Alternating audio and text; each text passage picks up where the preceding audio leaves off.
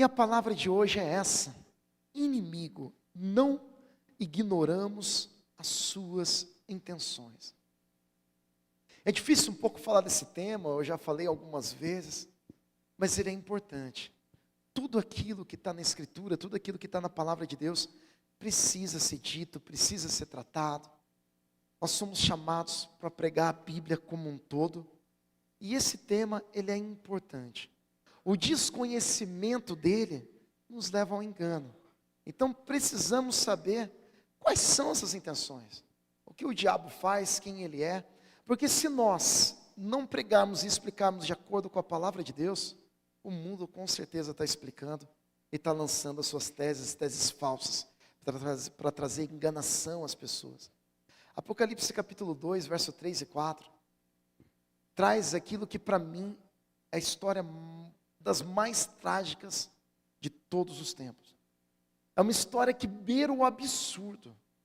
Olha só, apareceu no céu outro sinal, um enorme dragão vermelho. E a gente vai ver que esse simbolismo de dragão e de serpente está atrelado a Satanás. Tá? Satanás, alguns chamam Lúcifer. Lúcifer é uma tradução do latim, aí não é muito objetivo a gente identificar o nome dele. Inimigo, Satanás, diabo. Tá? Um dragão vermelho, dragão, uma antiga serpente, com 7 cabeças e 10 chifres, significando ali domínio, tendo sobre as cabeças 7 coroas. E aqui o verso 4.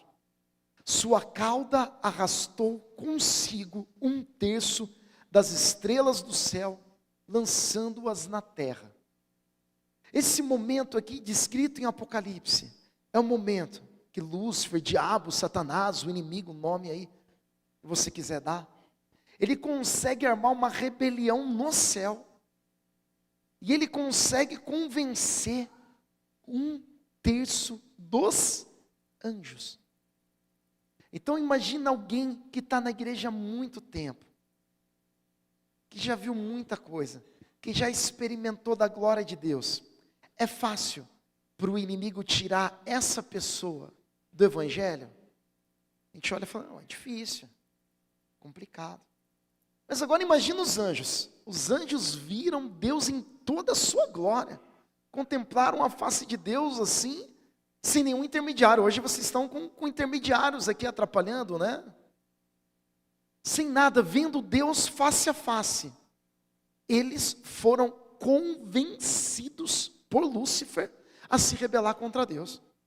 Seres que tinham pleno conhecimento de quem Deus era. Olha o poder de convencimento, de persuasão, de rebelião, de facção que vem de Lúcifer, que vamos chamar aqui, é o nome mais comum. Olha só, gente. Para mim isso não tem nada mais assustador do que isso.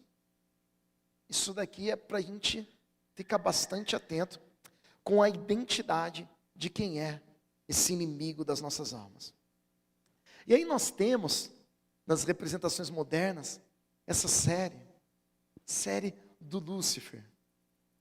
E é interessante, porque aqui é pintada uma história, e essa história tem elementos que lembram a Bíblia, foi construída ali debaixo de uma boa consultoria, eu acho. Mas o que acontece no final das contas? Eu assisti 3, 4 episódios, eu e o pai. Chegou o momento, pai é meu pai, tá? Aqui não é aquela igreja, o pai, é só explicando. Pai é meu pai mesmo, me gerou e tal. E aí a gente assistiu, eu olhei para ele e falei, meu pai, não dá mais. Eu falei, mesmo. Sabe o que acontece com você na série? Simples. Senão você não está no meio da série, começou a estribuchar, não foi nada disso. No 3º, 4º episódio, você começa a gostar do Lúcifer. De verdade. Alguém, vocês vão ficar com vergonha de levantar a mão, nem vou perguntar para não ficar chateado. No dia da ceia ainda, confessar que assistiu Lúcifer, vai pegar mal. Mas, gente, aí na hora que eu comecei a gostar do Lúcifer, eu falei, eu acho, talvez, que não devo assistir essa série. É até um indicativo. Possivelmente esse negócio não está me levando para um bom caminho. E aí, olha só, gente, eu peguei assim, mas tem coisa pior, tá? Comentários, que eu traduzi, coloquei lá no tradutor deles. Lúcifer, agora no streaming, coraçãozinho, coraçãozinho, droga, quem me dera ter essas asas. Quero dizer, é isso que eu desejo, Lúcifer, Lúcifer, foguinho, por favor não termine Lúcifer, vivendo para Lúcifer, esse deve ser o logotipo, e coração e choros para Lúcifer. Interessante. O que essa série e tantas outras coisas, não só essa série, tá, gente? O que o diabo, ele faz? Ele é um enganador. Ele vai trazer uma falsa imagem de quem ele é. Ele não vai aparecer para você com a maneira que nós ficaremos assustados, assim. Ali de chifre, de garras. Ele vai aparecer bonzinho. Ele vai aparecer de uma maneira sedutora. Ele vai trazendo enganação para você. Então a gente deve ficar bastante atento para isso. O que vai acontecendo nessa série? O Luiz me deu uma consultoria da série ali, né? No final, até uma briga dele, né, Luiz? Para conseguir ali administrar o céu, enquanto Deus tirava férias. E aí ele bonzinho ficou no inferno para ajudar as almas do inferno. Então na série ele faz várias coisas que não são da natureza dele. Interessante que ele vai tomando um papel de Deus, ele vai colocando Deus em xeque. E vamos parar de falar desse negócio, já deu. Agora, olha só a série Lúcifer da vida real. Isso é o que Lúcifer faz na vida real, gente. Quem produz a guerra, quem produz o ódio, quem produz a facção, quem produz a dissensão, é Lúcifer. Existem camadas de demônios em níveis altíssimos, governando nações. Eles são principados e potestades. Tem demônios mais baixos, demônios mais altos, demônios que governam localidades enormes. Lembra lá da história de Daniel? E o que essas entidades, esse tipo de demônio vai fazendo isso? Olha para os horrores.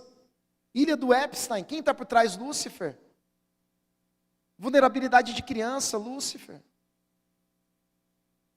Inimigo, Satanás. Guerras. Crianças mortas, crianças sem pais, crianças sem braço, criança com fome, pai enterrando filho pequeno. Isso é o que Lúcifer faz de verdade, não aquela porcaria demoníaca daquela série e tantas outras coisas. As pessoas acham, por causa de uma cultura que vem sendo disseminada, que o diabo ele não é um ser completamente mau, que olha só isso e aquilo, não tem. Ele está absurdamente focado em fazer o mal. Segunda Guerra Mundial, ali as crianças na bomba atômica, os judeus em Auschwitz, uma das coisas mais horríveis da humanidade. Quem que está produzindo isso? Lúcifer. Os seres humanos têm o seu grau de responsabilidade, obviamente que sim. Mas Lúcifer está seduzindo e trabalhando para chegar nesses lugares. Então é importante a gente entender realmente quem ele faz. Não é brincadeira, ele não é sedutor, ele não é bonzinho, ele não foi injustiçado, ele não vai agir com menos rigor, ele vai agir da maneira que for possível, ele vai até o limite. Nós estamos no dia do trabalho, aí no final de semana do trabalho, e um defeito que Lúcifer não tem é a preguiça, ele trabalha o tempo todo. Quantas vezes nós vemos, né, destruição vinda através de Lúcifer, dos inimigos de Deus. Não sejamos como Caim, que pertencia ao maligno. Lúcifer maligno. Lúcifer, na verdade, nem está aqui, está na Escritura. Maligno, Satanás, filho da perdição, diabo, são todos nomes aqui. Pertencia ao maligno e matou seu irmão. E por que o matou? Porque suas obras eram más e as de seu irmão eram justas. Quem era Caim? Caim pertencia a quem? Ao inimigo, ao diabo, ao Lúcifer. Pertencia a ele, era dele. Lúcifer tem pessoas que são dele. Ele trabalha dessa maneira. Continuando. Ele prendeu aqui Apocalipse o dragão, a antiga serpente que é o diabo, Satanás. Um dos nomes, dragão, serpente, quem plantou o mal no mundo, quem plantou o pecado, quem plantou a morte, quem plantou a destruição, quem plantou todas as desgraças, quem tentou o homem, conduziu o homem a isso. E aí é importante a gente falar aqui, que o mundo espiritual, ele opera por portas. Eu acho que essa seja a maneira mais simples da gente entender como que Lúcifer opera, como que o inimigo opera, como que o diabo opera. Olha só, Gênesis ainda 4:7. Se procederes bem, não é certo que serás aceito. Se todavia procederes mal, eis que o pecado jaz à porta. Então, como que o inimigo, ele vai trabalhar, ele vai entrar na vida das pessoas? Através de portas. Eu não sei se tem alguém aqui que gosta de filmes de fantasia, de tudo isso, ou de leituras assim. Em muitas leituras, em muitos lugares, tem portais. Então você está vivendo aqui nesse ambiente, você está aqui na Ser Vivo, Mogi das Cruzes, Rua Coronel Santos Cardoso, e abre um portal aqui. E esse portal, ele te leva para um outro mundo, para uma outra realidade. Então eu entro nesse portal, passei por esse portal, estou lá em Orlando, estou lá na Europa. Que portal maravilhoso esse, né? Mas quando nós falamos do mundo espiritual, esses portais que se abrem, essas portas, é o inimigo entrando. É você abrir um portal para que o inimigo consiga entrar na sua vida. Então, quando você está lá dentro da tua casa, todo fechadinho, o ladrão, ele vai entrar na tua casa, se você estiver todo trancado ali, bem trancado, o que ele vai ter que fazer? Ele vai ter que quebrar a porta. Ou você vai ter que abrir a porta. Então o inimigo, ele só entra diante daquilo que a gente chama de legalidade, de porta aberta. Então quando você vê uma pessoa possessa, o que é isso? Ela perde o sentido, ela perde o controle e o diabo começa a dominar a ação dela. Ela muda de voz, ela muda de comportamento, ela começa a se debater, ela começa a ficar irada, com raiva, e ela perde a consciência. Eu vi muito disso. Meu pai me levava ali para o trabalho com drogados com 6, 7 anos, para expulsão de demônios, e meu pai é muito bom nisso, tem uma autoridade espiritual enorme nesse sentido também, de expulsar demônios, de trabalhar assim. Mas aí vem a pergunta, o que aconteceu para isso? Porque alguém ficou possesso a ponto do demônio dominar a vida dela. Sabe como que aconteceu? Por portas. Essas portas são abertas e o diabo entra. Ele entrou, aí ele vai operar. Lembra de Jesus explicando? Que a casa foi arrumada e aí a pessoa deu brecha. Passou um tempo, o diabo encontrou a casa vazia, ele fez o quê? Ele entrou. Então, quando nós olhamos para isso, nós vemos como que opera, como que funciona o mundo espiritual. E a gente precisa estar atento a essas portas. E aqui eu vou tratar de maneira assim, super sucinta, muito rápida, algumas possibilidades de porta, mas assim, para a gente entender como o diabo, seus anjos, seus domínios, seu império, trabalha de uma maneira assim, mais direta na vida de cada um. Exemplo de porta aqui, ocultismo. O que é ocultismo? Cartomancia, vela negra, magia negra, e por aí vai. Você pode colocar religiões ocultistas aí, bruxaria, tudo mais. Maçonaria. E aqui, se eu lembrar de algum evento, alguma expulsão de demônios, eu trago aqui como exemplo. Maçonaria, o que você tem? Ritos secretos, olhos vendados, promessas, juramentos, pactos, coisas que tem que ficar no escuro, coisas que tem que ficar no escondido, todo tipo de escuridão, de coisas secretas, tudo isso vai abrindo portas, legalidade para o diabo agir na escuridão, no medo, no pacto. E aí como que funciona isso? Em oposição àquilo que é de Deus. Todos os dogmas, todas as doutrinas, todos os cultos, toda a nossa Bíblia, é tudo aberto. Jesus é luz e Ele opera dessa maneira. E se você, por exemplo, desejar entrar na maçonaria, você tem que falar, eu quero encontrar a luz. E se você já é crente, como que você vai falar que quer encontrar a luz se você já encontrou a luz no mundo?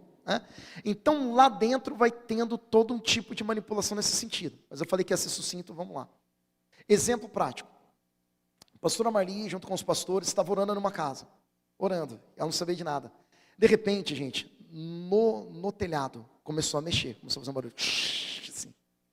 Era um saco bem grande amarrado que começava a mexer, começava a fazer barulho e não tinha nada lá em cima. Sabe o que tinha dentro desse saco? O kit da maçonaria. Era o próprio demônio mexendo com as coisas dele.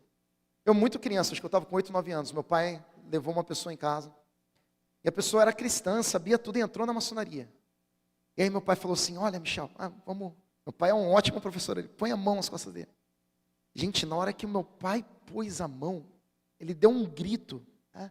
Aqui atrás assim, era uma faca, era uma espada, era aquela espada da maçonaria que deu abertura para ele, para o diabo entrar na vida dele. Mas ele gritava, gente, gritava, o fogo do Espírito queimava aquilo. Isso na cozinha de casa. E aí vamos lá, próximo, eu falei que ia ser rápido. Idolatria. Idolatria a gente vê muito oferecimento.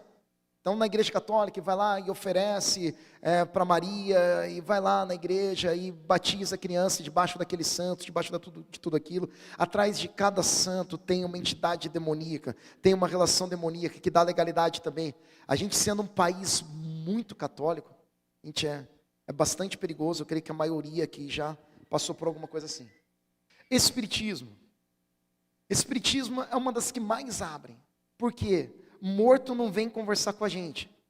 Então, quem vem no momento que você invoca? Espíritos demoníacos que acompanharam a vida daquela pessoa que morreu. Então, o anjo do Senhor acampa ao redor daqueles que o temem e tem um anjo aí do seu lado. Amém, glória a Deus. Ninguém nem deu glória a Deus, está todo mundo aí. Medron. Jesus, tem um anjo.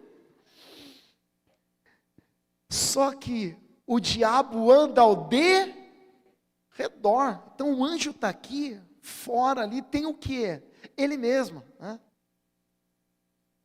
E como o seu anjo da guarda ali, o seu anjo acompanhou você a vida toda, tem um demônio que acompanhou você a vida toda. Então está numa mesa de invocação, chamando um espírito. É muito tranquilo esse espírito contar tudo do seu pai, da sua mãe, da sua avó, da sua trisavó. Eles têm todas as informações. É muito fácil fazer esse simulacro. Então vem demônios ali e tal, e experiência com expulsão de demônios, do espiritismo assim, não dá nem para contar. Acho que é mais de 100 assim, brincando. Bruxaria. Hoje, gente, eu vi um desenho, eu fico com raiva dessas coisas, como o diabo ele é astuto. Desenho de bruxa de criança. Criança bruxinha, achando bruxinha bonito. Então, bruxa aqui é uma entidade demoníaca altíssima. Altíssima. Simpatia. Vamos pular 7 ondas, vamos fazer isso. São Brás, eu lembro de você, eu lembro dessa. Desafoga esse rapaz, né? Uma vez, minha avó inocente foi fazer. Falei, vó, eu acho que não pode esse negócio, hein, vó? Acho que isso não é certo. Aí minha mãe chegou, ai mãe, pelo amor de Deus, né? Não pode. Ai, Deus, perdoa, que ele estava afogado, coitado. Então isso está muito dentro da nossa cultura. Mas olha só, é uma invocaçãozinha, de leve. Você está chamando espíritos ali. Pornografia. A Karina Bach, hoje convertida, glória a Deus, ela disse que quando ela posou para a revista, ela não estava dentro de si. O que significa isso? Eu creio, gente. Pornografia é um negócio tão nojento, tão horrível, que para a pessoa fazer aquilo, ela está possessa já. E aí lembra do portal? Aí você ligou naquilo, está acontecendo que o portal está aberto, para esses demônios de prostituição, de moralidade, entrar dentro da tua casa e te consumir, arrebentar com você. Tá? Drogas, álcool e drogas mais pesadas. Eu já vi, gente, isso me chocou, eu era criança ainda. A pessoa estava bem assim, tranquila, igual a gente está aqui. Eu acho que foi meu pai que orou. Pegou e orou para a pessoa e pôs a mão. Na hora que orou, o demônio se manifestou. Que a gente chama de Zé Pelintra. Então eu não gosto muito de ficar fazendo essas coisas, de ficar dando tanta bola para o demônio assim, mas que vale a pena a gente explicar. E aí não chamou por esse nome, nada, mas espírito de vício. Gente, o bafo veio na hora. Na hora. A pessoa estava bem, o bafo veio. Na hora que eu estou em algum lugar, eu sinto esse cheiro, eu lembro do meu pai expulsando esse demônio, gente. Então, assim, é muito sério, é muito sério. Então, eu não estou nem entrando no caso de bebidas aqui, eu estou entrando que ela acaba sendo, sim, no seu exagero, na embriaguez e tal, uma porta violenta, uma porta que o diabo entra e domina e destrói famílias inteiras. Mágoa também é uma porta. Demônio se manifesta muitas vezes da pessoa falar da mágoa. Olha só, começa a falar de quem te feriu. Quem me feriu fez isso, foi isso. Daqui a pouco eu já vi casos assim da pessoa confessando quem feriu e ela começa a ficar possessa. O demônio começa a dominar ela na hora, começa a gritar ali. O diabo começa a gritar e tomar a pessoa enquanto ela vai contando as mágoas. Mágoa é uma porta horrível para o diabo entrar e arrebentar com tudo. Outro, música. Vocês ouviram músicas aqui, isso não nos levou à presença de Deus? Por quê? Porque ela é uma porta, mas ela também pode ser uma porta para o outro lado. Filmes, gente, tem filmes que não dá nem para falar, né? Filme de terror, aquelas coisas absurdas, o nome do filme é Invocação do Mal, aí eu vou assistir. Muito bem, você vai abrir esse portal, né? O que a gente está falando aqui? Eu estava até comentando esses dias. Aqui, ai meu Deus, é legalista, é chato, é isso, é aquilo lá. Mas no final, quando der zebra, quando você colocar ali um amuleto desgraçado na mão do teu filho não dormir mais, ele ficar possesso, ele ficar doente, alguma coisa do diabo pegar ele, aí vão vir para a gente resolver. Então já estou adiantando, B.O. Vai vir, não é, pastora? Vai vir, vai sobrar, a pastora Marli dirige essa parte de libertação. Então a gente está adiantando aqui para a gente trabalhar menos, entendeu? Essa é a ideia. Para a gente trabalhar mais em treinamento, em evangelização e outra coisa, e os demônios, pelo menos daqui, a gente resolver, né? Vamos expulsar demônio de quem está no mundo. Expulsar demônio dentro da igreja é uma coisa que... pregação, desabafo, voltando. Filmes, jogos. E meu consultor também, pergunta para o Luiz ali. Consultor de jogos demoníacos aí também. Pactos, óbvio. Gente, está entrando de um jeito. O humorismo, que é o hinduísmo, o budismo, em todos os lugares, yoga, meditação. Eu já vi pessoa na meditação, o diabo pegar ela, eu vi, e começar a fazer assim com ela levantar da cadeira e tremer. Eu sentado na cadeirinha vendo a pessoa assim, ó. O diabo toma conta da pessoa na meditação. Meditação aqui, essa meditação oriental, essa luz azul do demônio, essas coisas.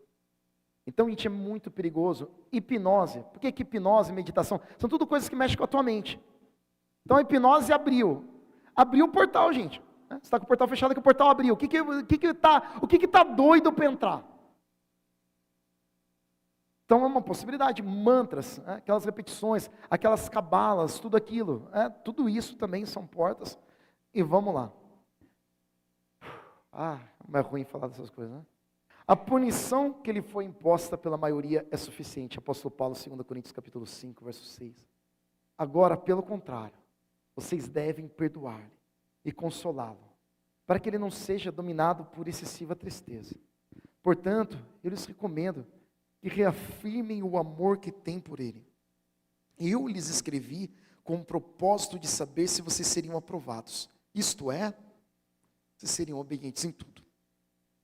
Na primeira carta de Coríntios, e provavelmente é isso, tem uma advertência de Paulo, de alguém que comete uma imoralidade. Possivelmente foi essa pessoa que foi corrigida e ela se arrependeu. E Paulo está dizendo, ela está arrependida. Vamos recebê-la de volta na família. Vamos recebê-la de volta em casa. Se vocês perdoam alguém, eu também perdoo. E aquilo que perdoei, se é que havia alguma coisa para perdoar, perdoei na presença de Cristo por amor a vocês. A fim de que Satanás não tivesse vantagem sobre nós. Pois não ignoramos as suas intenções. O título da mensagem é esse. Igreja, não vamos ignorar as intenções do diabo. O diabo quer trazer morte. O diabo quer trazer destruição. O diabo não quer atrapalhar a tua vida. Às vezes a gente fica preocupado com o nosso dinheiro, com a nossa carreira, com a nossa saúde. Gente, isso é o de menos. O diabo quer levar você e a tua casa para o inferno. É isso que ele quer fazer. É esse o objetivo dele, a intenção dele principal é essa.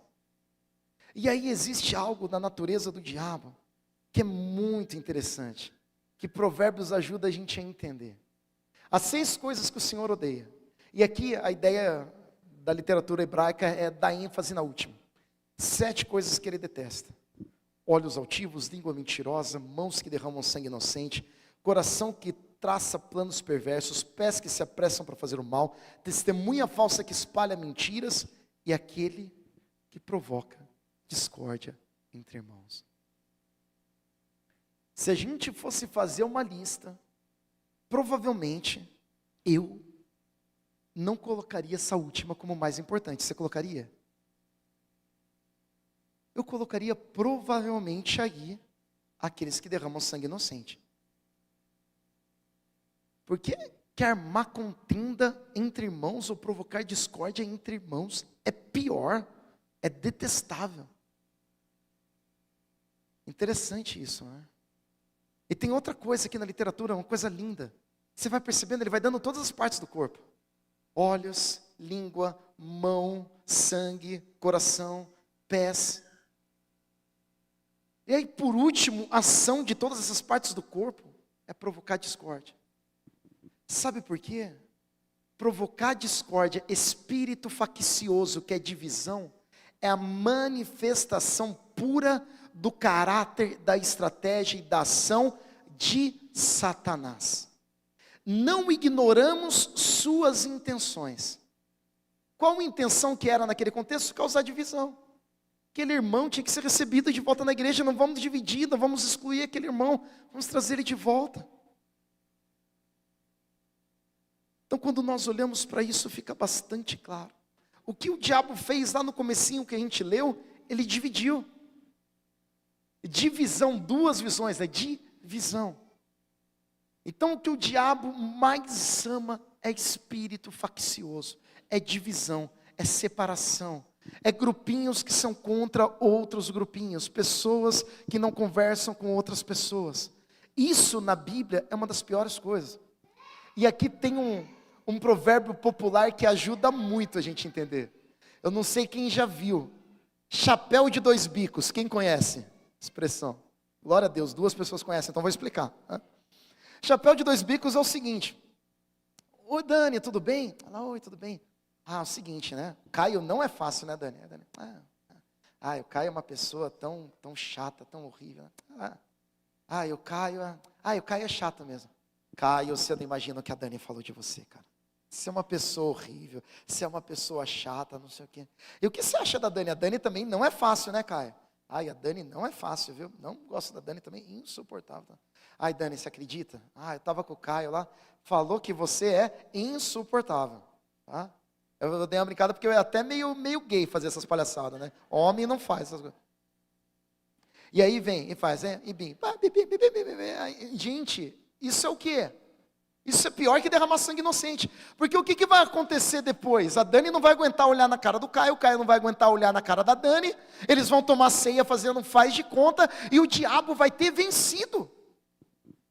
Sabe o que vai acontecer em último nível? O que o diabo quer fazer? Atrapalhar o rendimento da igreja, para quê? Porque atrapalhando a igreja, ele atrapalha a salvação e ele leva mais pessoas para o inferno. Ele não está para brincadeira, gente. A igreja é o sal. O que impede toda essa desgraça aqui? O que impede o apodrecimento? A igreja é sal, a igreja é luz.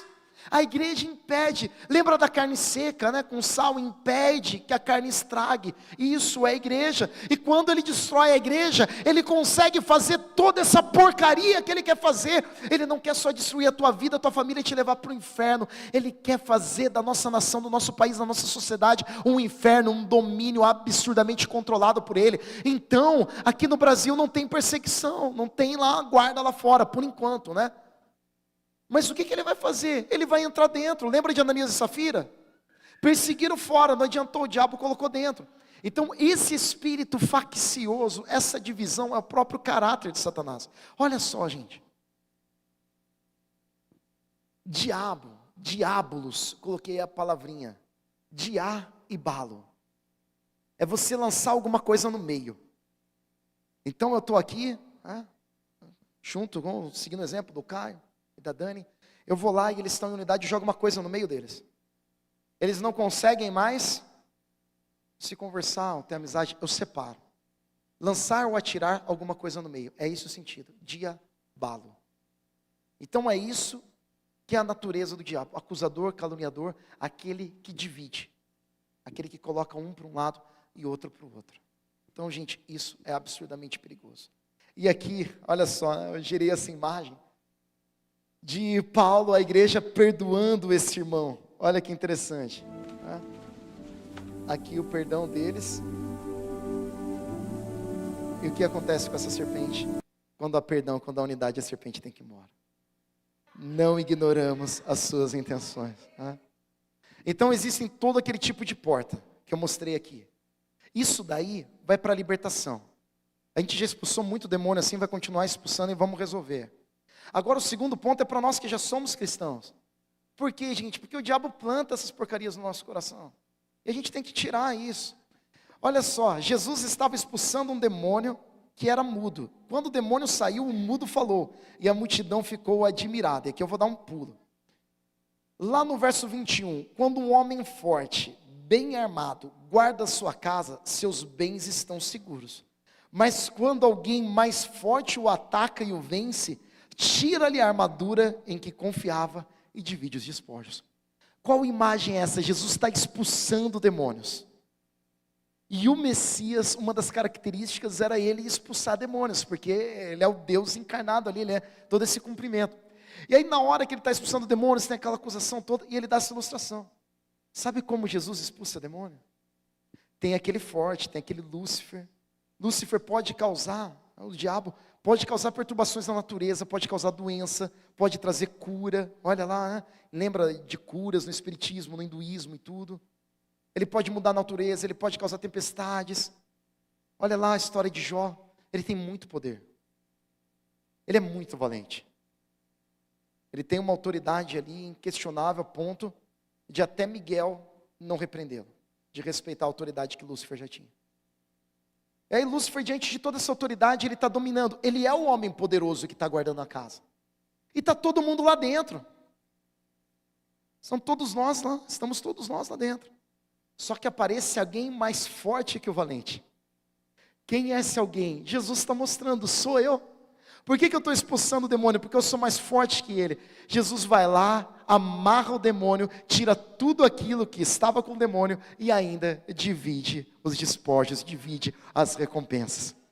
É esse Jesus que nós cremos. É interessante a gente falar do inimigo, mas quando a gente fala de Jesus, debaixo dessa perspectiva, nós vemos o quanto Jesus é maravilhoso e poderoso. O louvor pode se preparar. Igreja, você pode se levantar nesse instante.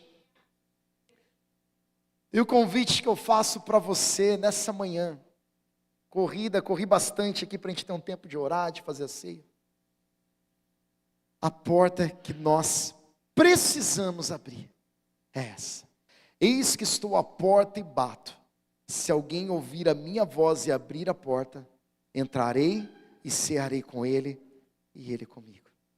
Quando nós ceiamos, quando nós comemos do pão e bebemos do vinho, isso significa no mundo espiritual que nós abrimos a porta para Jesus entrar no nosso coração. E quando ele entra nessa porta, ele é mais valente que o valente. Ele amarra o valente, ele expulsa o valente, ele tira todo o mal. E cabe a nós não ignorarmos essas intenções do maligno. Estarmos ali fechados, impedir qualquer brecha que faça com que o inimigo tenha espaço nas nossas vidas. A maior arma contra o inimigo ter espaço na nossa vida, ela se chama perdão. O perdão é a maior arma para o inimigo não ter espaço na sua vida. Você perdoar não tem o que o diabo fazer. O diabo odeia o perdão. Por isso que o perdão está no Pai Nosso, por isso que o perdão é tão importante. Quando a gente abre o coração para Jesus, a gente está dizendo: Jesus, eu aceito o teu sacrifício. Eu aceito que o Senhor me perdoa. E eu aceito a tua natureza. Se o Senhor me perdoou, eu também perdoo, porque eu sou teu filho, porque eu sou teu, porque eu como na mesa com o Senhor. Oh Jesus, glória a Deus, Pai. Amém, Senhor.